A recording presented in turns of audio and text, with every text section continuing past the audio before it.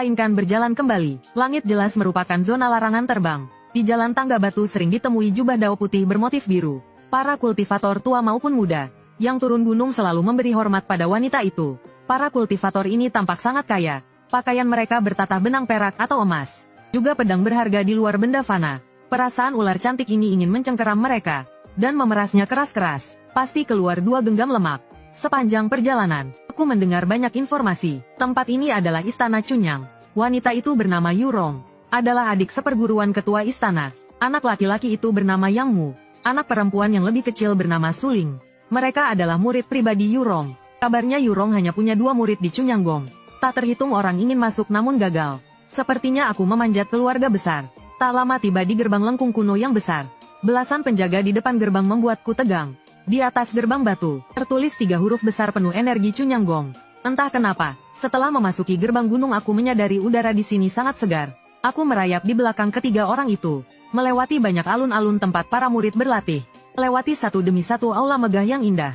Melewati jembatan batu dan lorong panjang. Setelah lama berjalan, kami tiba di depan sebuah istana indah yang terpencil dan sunyi. Istana itu berdiri di tepi tebing. Lautan awan bergulung. Pinus tua tampak kokoh. Melihat aula kosong yang hanya berisi 3 orang. Akhirnya aku mengerti untuk apa aku dibawa ke sini. Ternyata benar-benar disuruh menjaga gerbang. Bagaimanapun juga, tidak perlu khawatir dijadikan dompet tas atau sup ular lezat. Itu sudah sangat baik. Tak perlu bersujud atau menyuguhkan teh. Juga tak ada upacara apapun. Menangkap ular roh untuk menjaga gerbang. Bukan menerima murid. Tak perlu repot dengan formalitas. Yurong berkata dengan serius. Aula ini kelak akan menjadi tempat tinggalmu. Kuil di puncak gunung sekitar juga harus sering dipatroli. Aku sudah memberitahu dapur dan kantor urusan dalam. Kau boleh pergi ke dapur untuk makan. Selain itu ingat jangan masuk sembarangan. Kalau tidak tak ada yang bisa menyelamatkan nyawamu. Mendengar itu aku terus mengangguk. Tak mengangguk pun tak ada pilihan. Melihat ular putih begitu berjiwa, Yurong sangat puas. Lalu tanpa peduli aku ada di samping atau tidak, dia langsung mulai mengajari 2 muridnya berkultivasi. Aku memilih pura-pura tak mengerti. Mencari sudut di aula dan melingkar sambil menguping. 2 murid Yang Mu tidak terlalu ramah padaku. Sedikit-sedikit menatapku dengan marah. Sedangkan gadis kecil Suling sangat usil. Sesekali mengulurkan tangan menyentuh sisik ularku. Tiba-tiba aku tak perlu khawatir berburu. Tak perlu waspada terhadap pemangsa. Sedikit tidak terbiasa. Tempat ini sangat tenang. Dan juga sangat aman. Dao melahirkan 1 melahirkan 2 melahirkan 3 melahirkan segala sesuatu. Kalimat yang terasa familiar. Aku hanya ingat seolah pernah mendengarnya di kehidupan lalu. Sekilas tampak sederhana, namun sebenarnya sangat mendalam. Di luar aula bangau abadi mengepakkan sayap. Awan kabut bergulung. Di dalam aula seekor ular putih terang-terangan mencuri ilmu. Sejak itu aku memulai kehidupan berkultivasi. Saat senggang berkeliling sekitar istana, menakuti tikus, mengusir nyamuk dan serangga, lalu berlari ke lapangan depan aula melihat 2 murid Yurong berlatih. Pagi hari ke tepi tebing menghirup awan kabut. Saat senggang menatap botol giok di atas meja teh Yurong. Di dalamnya ada pil lezat. Namun bukan sesuatu yang layak dimakan seekor ular. 3 hari berlalu berturut-turut. Akhirnya aku teringat bahwa aku harus makan sesuatu. Tak berkultivasi tidak masalah. Tapi sama sekali tidak makan tidak boleh. Ini efek sisa dari masa kecil yang sering kelaparan. Meninggalkan istana tempat Yurong tinggal. Di leherku tergantung sebuah giok. Aku merayap menuju arah dapur. Giok itu diberikan oleh Yurong. Agar murid lain tidak salah paham. Lalu membunuh ular putih dengan 1 tebasan pedang. Aku sangat puas dengan hal itu. Bisa hidup selalu lebih baik daripada dibunuh. Merayap melewati pegunungan dan perairan. Jembatan batu kecil lidah ular menjilat tanah hijau. Tak lama aku mengikuti aroma menuju dapur. Dapur itu sangat besar. Harus memberi makan semua orang di gunung. Para kultivator tidak perlu makan setiap hari. Benar tapi tetap harus mengurus murid tingkat rendah. Dan para pekerja kasar di gunung.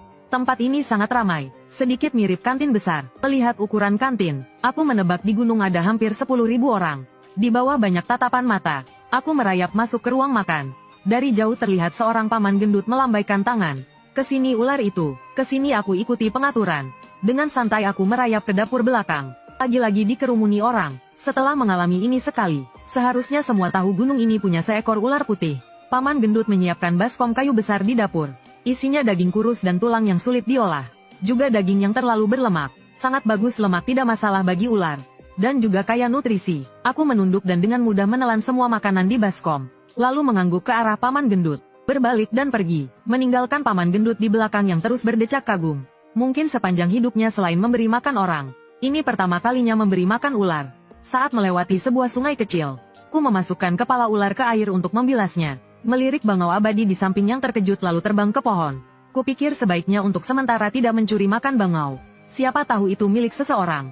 Paling tidak nanti diam-diam makan tengah malam. Aku merayap kembali ke istana milik Yurong. Aku melingkar tidur di atas batu besar di tepi tebing. Menjaga aula, tak mungkin ada orang berani mencuri di sini. Aku tidak percaya sekitar aula tidak ada formasi. Di bawah Yurong muridnya yang mukaku. Suling itu lincah, gadis kecil itu tidak pernah bisa diam. Sejak datangnya ular putih matanya makin berbinar.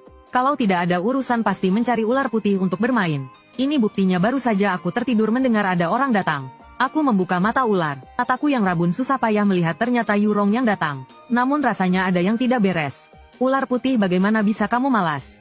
Cepat pergi bekerja. Yurong di depanku memarahi ular putih. Aku menjulurkan lidah ular beberapa kali. Lalu dengan malas menunduk dan lanjut tidur. Ilusi pun dibatalkan. Menampakkan suling. Aduh ketahuan lagi olehmu. HMPH tidak seru. Ternyata suling hanya berubah jadi wujud gurunya. Datang hanya untuk menggodaku. Awalnya aku memang sempat kaget. Namun cepat menemukan kejanggalannya. Ilusi hanya menipu penglihatan. Aroma suling dan Yurong berbeda. Lidah ular dengan mudah bisa membedakannya. Selain itu dari penglihatan inframerah, ciri tubuh kecil suling terlalu jelas. Setelah beberapa hari berkeliling istana dan pavilion di Huasan, akhirnya aku memahami gambaran umumnya. Istana Cunyang konon didirikan oleh seorang tokoh besar dunia dewa. Merupakan sekte pelindung negara Kekaisaran Tang. Fondasinya sangat dalam. Orang hebatnya tak terhitung. Banyak yang telah menjadi dewa. Tak diragukan lagi sekte nomor 1 di dunia. Secara garis besar terbagi menjadi 5 aliran, yaitu aliran Yusu milik pemimpin Li Xiangyan, serta 4 saudara seperguruan seangkatannya, Gu Chang Yusu, Jiang Li Lingsu, Qi Yun Zisu. Terakhir adalah aliran Kingsu milik Yurong. Biasanya masing-masing menjaga satu puncak.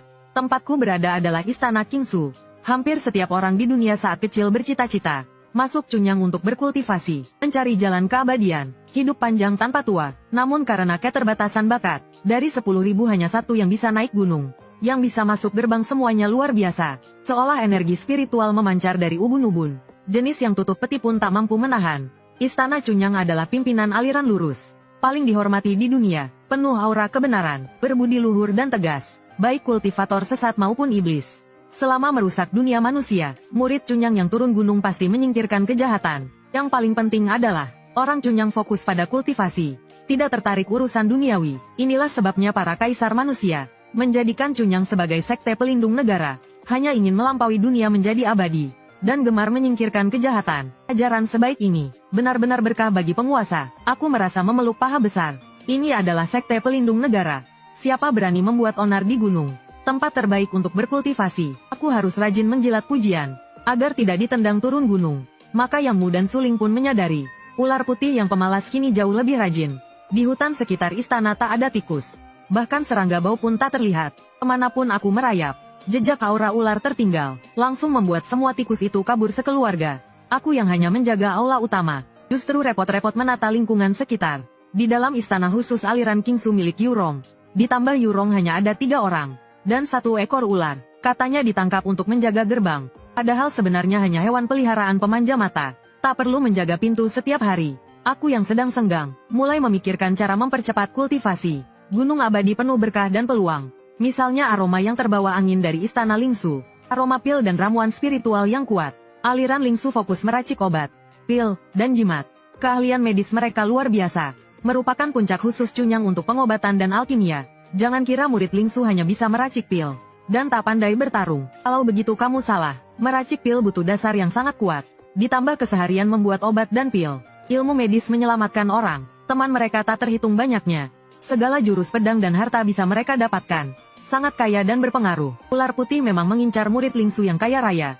Orang-orang ini benar-benar makmur. Cukup datang dan memungut sedikit sampah.